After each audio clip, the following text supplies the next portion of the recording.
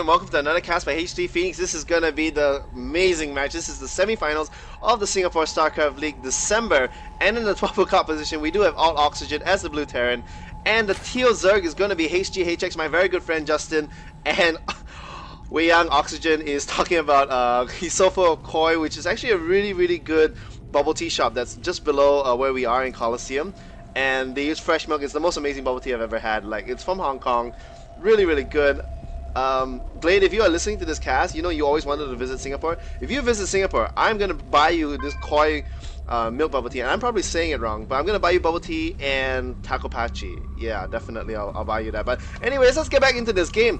HGHx did win this coin toss, and he did select a very Zerg favorite map as Scrap Station. Now, Scrap Station is considered by many to be a Zerg map because, first off, your flight distance between the two maps is really close. You can actually see both bases in a single screen, and also the natural is ridiculously far away from your enemy's base. So unless the enemy kind of wants to proxy barracks you, which is not going to be possible because, again, because of the close flight distance, you're able to get your overlord there really quickly.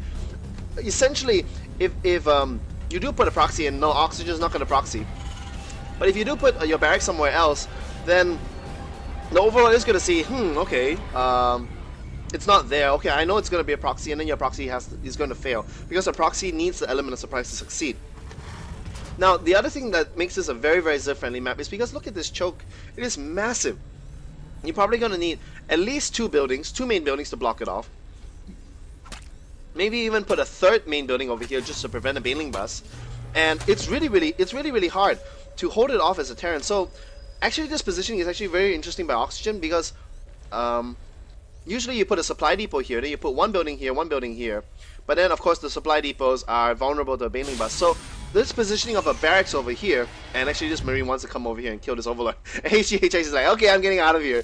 But this positioning of this barrack tells me that he wants to go for 1-1-1 because he wants to put a factory over here and probably be a starport over here, and they can all get the tech add-ons very nicely. And look at that, HGHx doing what he's famous for, loving to. Now these guys practice a lot against each other, and the one thing that Oxygen loves to do is go for these. Yeah, there we go. We do get the factory. Is go for these Destiny Cloudfish builds, as Husky StarCraft would put it, and he loves to get one barracks into one factory into one starport, and then puts out early pressure against his opponent, which is basically Marine pressure into Hellion pressure into Banshee pressure. And the one thing you need for that kind of a build is a lot of gas.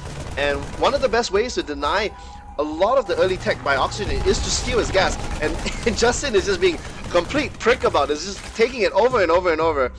And Justin's just gonna macro up. Looking on the income tab, yeah, look at that. Oh, actually, HG is a little bit behind, which is a little bit strange. So maybe he did something a little bit interesting. Actually blocking him a little bit with the spawning pool. I don't think that's going to make much of a difference, but I'm a little surprised to see he's actually behind. Oh, okay, that's why, because he got these early Zerglings just for his early pressure. But the thing is these Zerglings want to see what kind of build that Oxygen is going. Oxygen is known for very early Hellions. And there we go, the Hellions are just about to get out, and it's going to be a double because of the reactor, and they are going to roast these Zerglings away. These Zerglings do not have speed, and yeah, there's no point to even run because they are going to catch and they are going to be roasted alive. There is even one Zergling over here as a spotter, so it's going to be up to Oxygen to see if he sees it. Yes, he does see it, and every single bit of HGHx scouting does go down. He is putting a spine. I would actually like to see the spine a little bit closer to here, more inside the mineral line, so that it would protect both as a run-by behind here as well as run-bys from the front. Over here we do see another spine. Yeah, this is the spine that I'm talking about. This is great placement. Now, speed has only just started, so even though you made a lot of Zerglings, they're not going to do very much because Zerglings, especially off creep.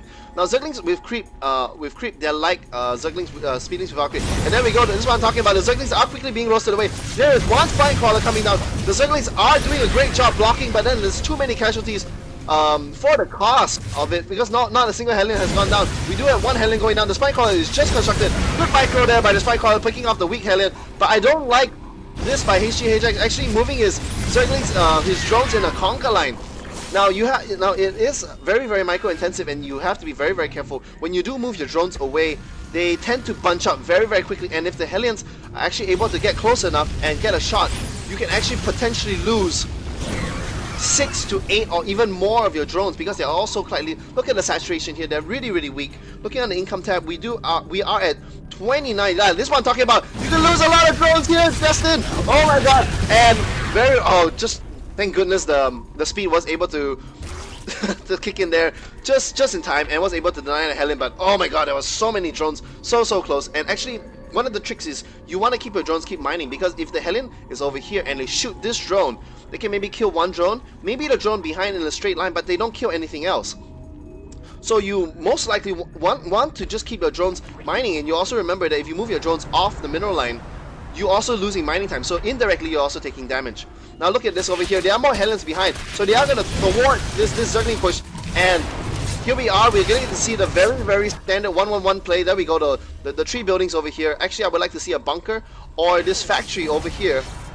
No, actually no, I wouldn't want to see the factory over there, because then this tech lab can be easily busted down as well.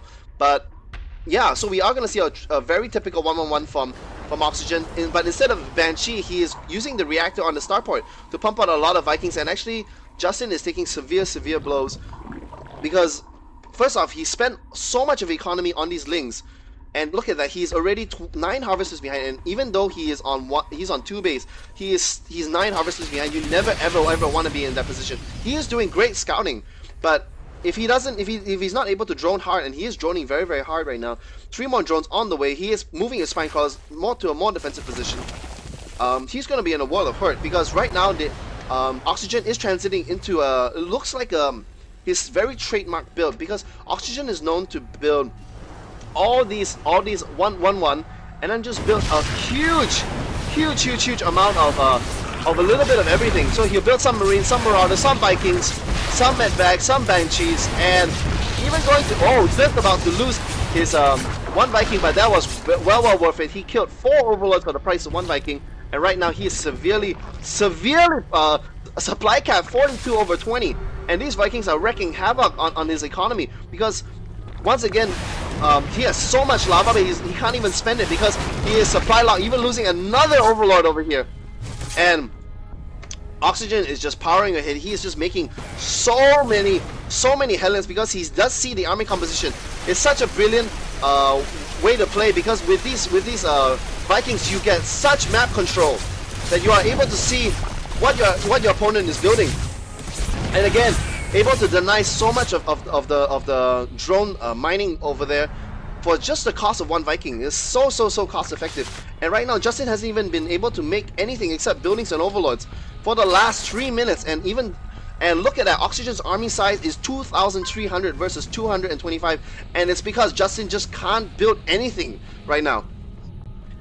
And Justin does see, he knows he is going to have to push out. He did throw down a Baneling's Nest because he knew he had to end it very close, but all those Hellions basically signals to him that he just cannot make this kind of push. He must change into some kind of alternate play. He must go either Roaches or Hydras, but he just doesn't have the economy for that. He is 35/29, but even though he is equal in the harvester count, he is so far behind because so much of it was being overloaded. Here comes the Doom Drop. The Vikings are going to provide cover, and I don't think Justin has the army to handle 200 over 2,700, and this has to be GG for game 1. He even has Stim, and he's using the drones to tank for his army, which is the proper thing to do. But there's so many Hellions broken away all the Zerglings, and there's just too little. It's just too much. All the Overlords dying to these Vikings, and he is severely once again supply capped, and I just don't see how Justin can recover from this. He does have 3 spine crawlers here. Actually, I don't agree with aLtOxygeN pushing down here to kill these spine crawlers. He should actually just kill the main, but he does have enough forces to do that, even landing his Vikings, and HGHx is forced to call GG. And what a game by aLtOxygeN there. I think that looking back at the game, I think aLtOxygeN made the right play. He knew that this was a map that you could really get early expansion by the Zerg, and he went for such a quick Hellion rush. He essentially only had a single Marine here just to chase away the Overlord, and then he gathered up 4 Hellions. He made a push, and because the thing is the Hellions did not have to do damage. The Hellions killed like 4 or 5 drones, wasn't really a lot. Justin could have lost a lot more drones because he was grouping his drones together, but he didn't really lose that much drones because he microed it quite well away from the Hellions.